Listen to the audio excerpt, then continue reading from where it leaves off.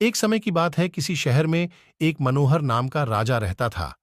वह कभी किसका भला नहीं करता था, बल्कि वह एक अन्यायी और अत्याचारी राजा था। एक दिन वह अपने राज्य में भटक रहा था। तभी उसका सामना एक पूजा कर रहे ब्राह्मण से हुआ।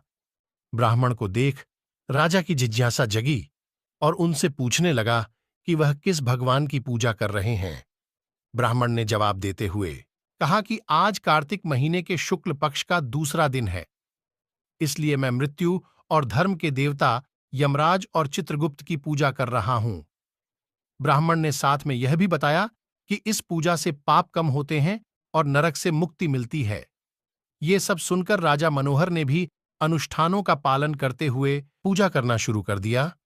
राजा की मृत्यु के बाद जब उन्हें यमराज के पास ले जाया गया, तब भगवान चित्रगुप्त ने उनके कर्मों की जांच की।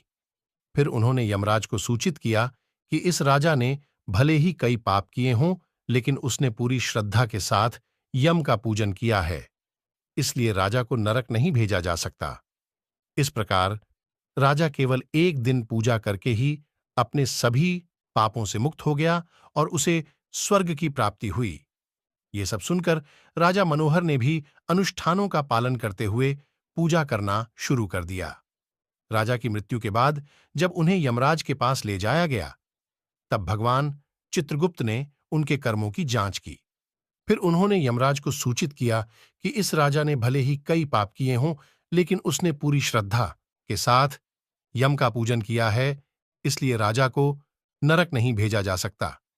इस प्रकार राजा केवल एक दिन पूजा करके ही अपने सभी पापों से मुक्त हो गया और उसे स्वर्ग की प्राप्ति हुई।